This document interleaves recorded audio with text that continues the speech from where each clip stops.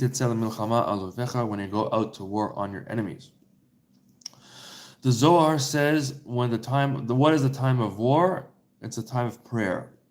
Why is prayer a war? It says in the pasuk, Milchama laHashem ba'Amalek midor dor. There's a specific klipa called Amalek, and it is a war that we have to wage from generation to generation. That every day we have to fight this battle in your soul. Because ze lumud ze asalokim. One opposite the next, Hashem did. Nevis de Kedusha, you have, Hashem made one thing opposite to the other. You have your soul of holiness, and you have action, speech, and thought, emotions, intellect of holiness, and then on the other side, you have the impure version of it, which is the same thing, but from your animal soul. It says when one goes up, the other one goes down. So what you have to do is you have to learn how to overpower your godly soul over the animal soul. When is the time to do that? Battle is the time of prayer. Because that is the aspect that Hashem created a specific time that you could do that and make the actual difference and transformation. As the Zohar says, the one who kills the snake, they bring him the daughter of the king. What is the idea of a snake? This is the primordial snake. The primordial snake represents Amalek. Whoever kills the snake, which basically means he wins the war that we're talking about, they give him from above the daughter of the king. What does that mean? In war, you have two types. The first one is your godly soul. The godly soul has intellect, it has emotions. It's mainly intellect and it has emotions together with that. And it has the power of Kedusha to win the war. That's why the Zohar says that one who does kill the snake, which means you actually have the power to do it. The second type of war is that part of your soul cannot actually win the war by itself. That's why it says they give you from above. And this is the battle of Amalek, which means you could do certain things and inner transformations that you battle your animal soul and win. And then they give you an aspect of the daughter of the king. We're going to see what that means. But there's a part of you that no matter what you do, you're not going to win it. Why? Because Amalek, you cannot win with your own efforts and your own power. We're going to explain what that is and what to do. Okay, it's not a game over, even though sometimes it looks like it. Okay, sometimes a person's trying so hard and nothing comes out of it. He doesn't feel any Kedusha, doesn't get anywhere in his prayer or his Torah study. And he goes, basically, it's not, he comes to the conclusion, you can't even do it anymore. Okay, so that's what a person's going to think. And then he falls into the physicality and then he basically loses the war.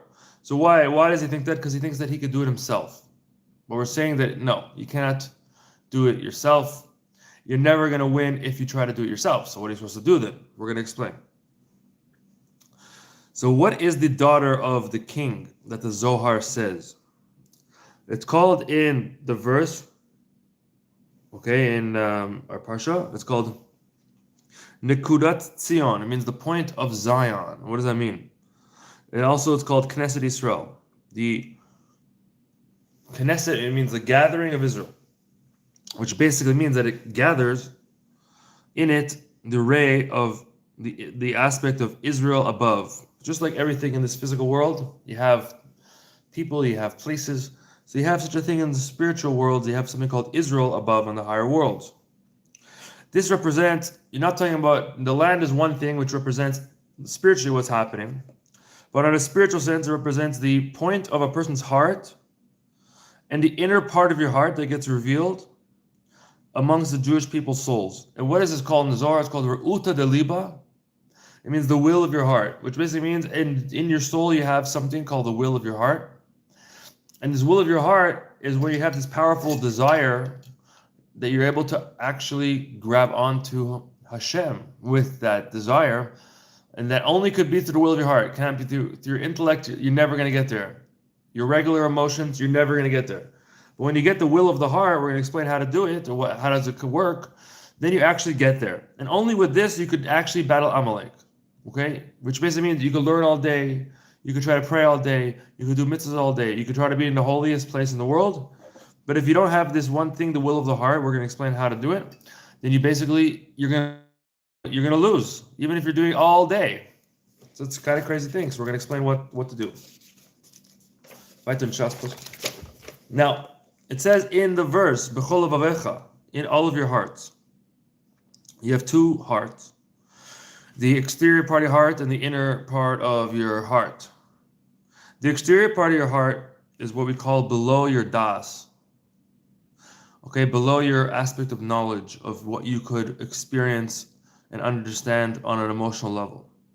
That it comes from that lower place, which basically means you're overpowering your animal soul with your godly soul by understanding things, learning Torah, and that you come to the realization that everything in this world is controlled by things above, which basically means you're not subjugated to the laws of nature like the world looks like.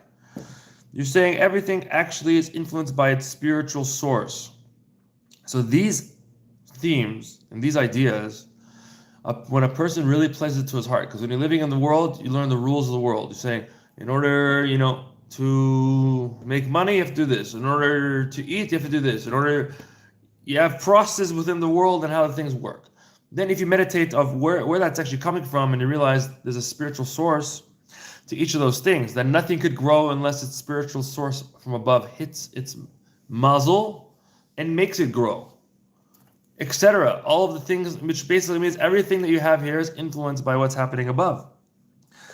Okay, and it goes from level to level until the highest levels.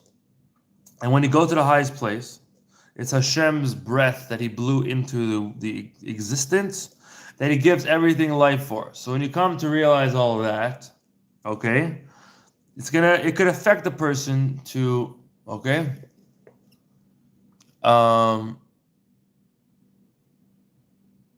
okay, uncle, it's a good question. It's a big discussion. Okay, we're not going to talk about that now.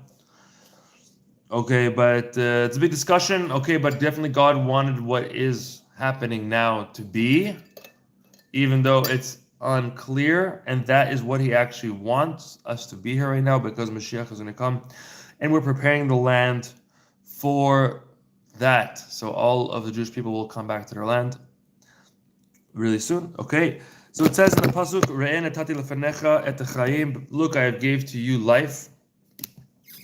That everything that is created has life and death inside of it. Okay, what does that mean? The death inside of it is the physicality in and of itself, and the life is the spirituality that's inside of it.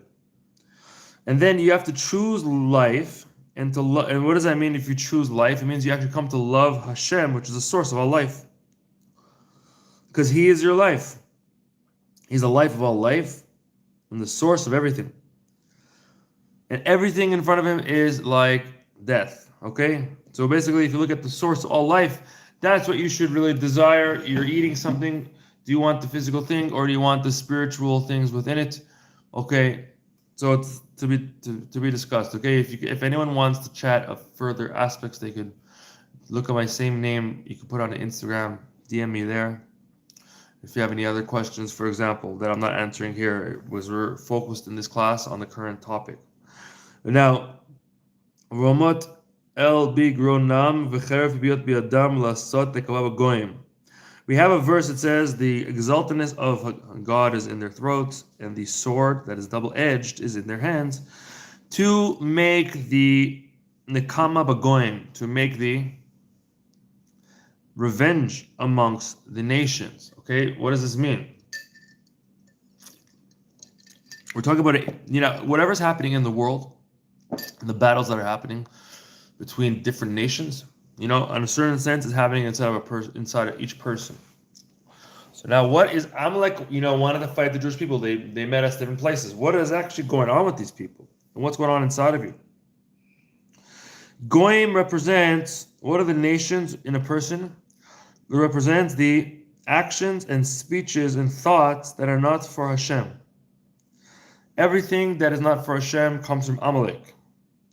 And the revengeance that you have to do upon them is nullifying it and breaking it. How do you do that? The double-edged sword from the level of Romamut Kel, the exaltedness of Hashem, which basically means, what does that mean? When a person contemplates and meditates that the source of all life is Hashem, okay, then that is the way to start breaking all of the negative thoughts and emotions and speech and actions. It says in the verse, with my sword and with my bow. And the Unkelis explains it means with my bow and arrow. Sorry, he says it means with my prayer and my request. Okay, so what is he talking about? Through prayer, that you remember God's greatness. That's what prayer is saying how great Hashem is. This creates an aspect of a sword, a bow, and an arrow in order to nullify the bad in a person's soul. So it's actually a method of how do you get rid of the negativity in your soul that's wanting you to think physical thoughts and, don't even mention all the negative emotions and negative things people say, okay? So prayer is supposed to help you fix that. How do you do it? Yeah, prayer, you need meditate. You need to concentrate on things in order to create emotions. What are you concentrating on? Is God's kingship that is filling the worlds. Malchutcha, malchut kol olamim. Your kingship is the kingship of all worlds. And over there, reach the understanding of the souls and the angels. That they all stand there, and then they crown Hashem as king. Okay? Which basically means we relate to Hashem with the midah of Malchus. That's an aspect of a name, which basically means we only know a ray of Hashem. You look at the world, you look at everything created, you look at the stars, space. It feels like infinite, and you're like, that's just a ray, a drop in the ocean of what Hashem is. That He's much above that. So the level of our understanding of what God is, you can't even say you understand anything. Okay. It's completely different what you could even perceive, okay?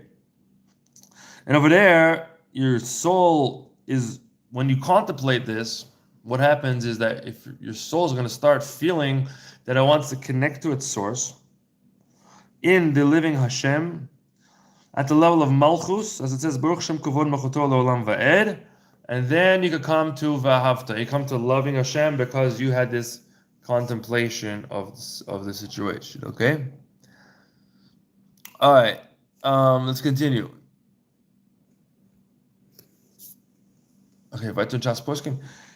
Now, that's all the exterior part of your heart, which is basically created from your own contemplation. Over there, a person, you could have a certain level of control. But when you go to the deeper part, that's where the aspect of the Ru'ut of the Liba, the will of your heart, comes out. What is going on there? That's the question next, okay? Let's see the next question, okay? All right, let's continue. So, the inner part of your heart represents Ru'ut of the Liba, the will of your heart, which is called Ta'alumat Lev, the hidden parts of your heart. Asher l'mayla mayla min hatam v'dat hamusag v'muskal b'koach hasagat nefesh v'askalata. It's much higher than any understanding or any experience that you could use with your understanding. Okay, the first level is use your understanding, you create emotions. Very good. Hopefully it works, okay? The second level is it's beyond that completely. It's just basically godliness that's part of your soul. That gets revealed in the Yechida of your heart, of your soul. So Yechida represents the highest part of your soul. So when that itself reveals itself, then you're no longer just using contemplation, as a method to open yourself up, but rather you're just revealing the essence of your soul. And when that gets revealed, you want to give yourself over to Hashem completely, nullify yourself. And the ray comes from what we call Sovuk Almin. Okay, the first one comes from the Malchus. That you could say, oh, Hashem, I understand everything, and it's only from the Malchus. But if I want to draw down a deeper level of connection, so I want to draw down from the Sofa, which means the transcending light that you can you don't see that it's there, you don't feel it the same way. But then when you connect to that light through this aspect, coming to the interior part of your heart, which is the will of your heart, the Zohar says, that comes from this transcending light of Hashem. So why? The light that gets enclosed into the worlds, which means the life force and the Or Ein Sof that goes into the Hishtalshlus, into the worlds, the way they were created in the levels, from level to level and ray to ray. So you keep on going down and down and down and down. Now, Sof of Kol Almin, if a person says, that's good, but it's not enough for me. So you want to get to a higher level. So you get the Sof of Kol Almin. We're going to say how to do that. When you get there, over there, Hashem exists the way what He did before the world was created, and there's nothing to talk about. There's no worlds, nothing. So there's no Hishtalshus over there. So it's like you're basically skipping all the worlds, and by skipping all the worlds, you're connected to God the way He is before the worlds were created. Okay, and this experience, we're going to explain how to do it, gets you to have the aspect of Re'ut the Liba, the will of your heart, the Zohar Kadosh says, and that is the daughter of the king that you get if you kill the snake. The snake represents Amalek, so you have to go and kill this snake so you can actually experience that. Everyone in their soul has the ability to experience such high level things, but you have to do the work to get yourself to be able to experience it. And that is the idea of killing the snake, okay, which is Amalek. You have a war of Amalek in every generation, and it's a serious war, and if you don't do what we're going to say, then there's no way for you to have this experience at all, okay? It says in the Pasuk, Et Hashemayim v'Haaretz ani maleh, the heavens and the earth I am filling. That what it means is that the heavens and the earth, they are equal. Which basically means, it says, Kadosh b'Shamayim v'Haaretz, that He is removed and separated from the Shamayim Ma'al, just like in the Aretz Mitachat, just the heavens above and the earth below are equal to Hashem. That even the spiritual parts are like the physical parts before Him. Therefore, the Malachim, the angels, come and say, where is the place of His glory? And why do they ask that question? Because the whole earth is filled of His glory. Okay, but where is He? Okay? Now, the aspect of stars and all the hosts of the heavens, in which Hashem gave them honor, so to speak. It says in Parshat Bet Hanan, lest your eyes look up into the heavens, and you see the sun, and you see the stars, and you see the moon, in all of the constellations in the heavens, in which Hashem gave them to all of the nations that are under the stars. Okay, so that's for the nations. The Goyim are under the stars.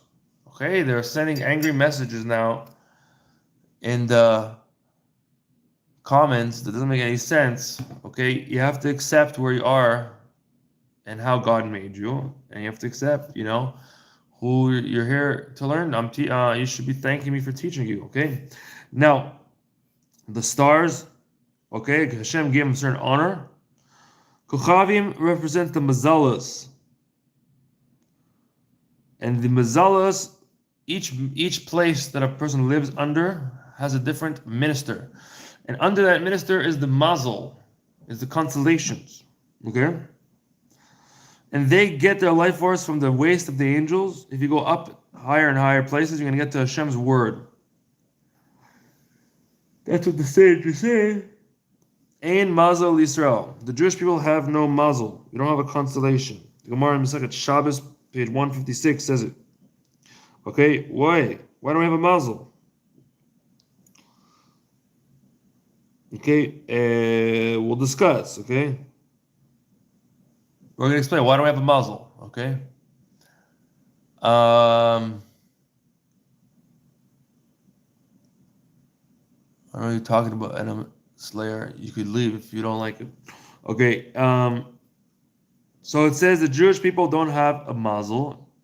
It says Ki chelek Hashem amo, the portion of Hashem is with them. And you will be for me Malechet Kohanim, a kingship of Kohanim, of priests, that we receive from the level called Kadosh and move though. We get from a place that's separated. that's not in the Ishtalshus, we could connect to the aspect of Sovuk Almin. If a Jew thinks he's a Goy, he's going to be under the constellations like all the Goyim. But once he realizes he's Jewish, then he's going to be able to connect to the soul root or Hashem, the way what he's created from the level of Soviv Kol Almin, the transcending light. And over there, you skip your whole mazel, and you're directly under the Hashkacha of Hashem. And over there, only once a person is able to make that transformation and that shift inside to connect to the higher place, then you could have the connection to the inner part of your heart. Okay? Okay, now, to have the love of Hashem that's beyond a person's thoughts and his understanding and reasoning, this is Ru'uta Daliba, this is Mili B'Shamayim, who is to me in the heavens. V'im chalachavati ba'aretz, and with you I do not desire anything in the earth. Kaleh shari levavi, tzur levavi v'chalki, my heart wants you, etc., etc. Okay? Now, we know that Yaakov, he dressed up like Esav. So really, Esav is like the wolf. The Jewish people are like the sheep. We're amongst the 70 sheep. 70 wolves is one sheep, which is the Jewish people. And sometimes we get confused and we do things like the Goyim. And then when we do things like the Goyim, we go under the mazel. And under the mazel, you have all the bad emotional issues. You have anger, you have hatred, you have desire to kill, like a lot of the Arabs, they want to kill people. Not Arab, okay, whatever, specific group within that.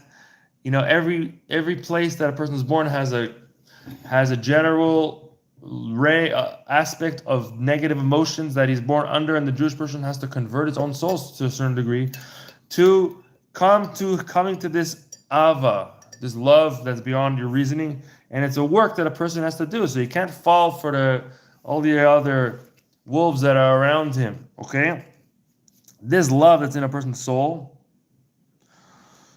is hidden.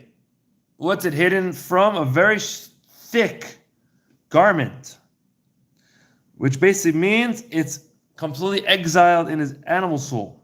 Okay, your animal soul, the person's born in America, he's going to have his animal soul is American, he's going to like American stuff, he's going to have American ideologies. It's not true Torah ideologies, it's American. Someone born in Europe, he's going to have European ideologies. Someone born in France, he's going to think this. You know, where you're born, you're going to take on his ideology. So you're the love of Hashem that's in your heart, that's beyond your understanding, which is the Pnimius. Okay, you cannot get to that until you start clarifying the issues that you're born into. Okay, it says Galu le'Edom Shechinei Mayim. When the Jewish people were exiled to Edom, the Shekhinah went with them. Shekhinah represents the spark of godliness in your soul. Okay, and the spark represents being nullified to it, which means the person is thinking about, how I'm going to make money. And those fears and worries about how I'm going to live, how I'm going to survive, it covers over his pnimius of his live. It says in the pasuk, "B'nafsho yavi lachmo," with his soul he'll bring his bread, which means the person thinks about the deepest is how he's going to make money. He puts everything into it. And his heart is not worried. Rabot machshavot, b'lev ish. Many are the worries of the hearts of man. That's why it says, what do you have to do? You have to kill the snake. Whoever kills the snake by overpowering your chitzonius of your lev, the exterior part of your heart. How do you do that? First, you have to have the war. You're going to start using your intellect and overpowering it by the light of the intellect. Okay? Brata de Malka. Then you get from above the daughter of the king. What is that? God gives you a gift from above, that you have a revelation of the inner part of your heart. And this is the war of Amalek, to bring it from concealment into revelation. And this is what it means when you go out to war, which is the war of your soul. One soul, the opposite of the other. You get to be on your enemy, which is the revelation of the point of your heart from the level of Sovikalam, the transcending light, beyond your enemies. That at that level, there's no room for the enemy to have any grasp or he can't say anything. He can inspect all he wants and poke you all he wants, but everything he says there is meaningless. Okay? And as it says, Asher Chalak, and then you get the captives. Okay? That you transform the bad into good by taking away a person's dirty garments, your negative thoughts, speech, and action. Which basically means when you reveal the light of Hashem, the Tzov Kol Almim, in the inner part of your heart, that's higher than your enemies or whatever. You don't have any enemies because it's higher. Okay? We're going to pause it here. There's a lot more to discuss in this specific piece. Maybe we'll continue it in a little bit. Okay?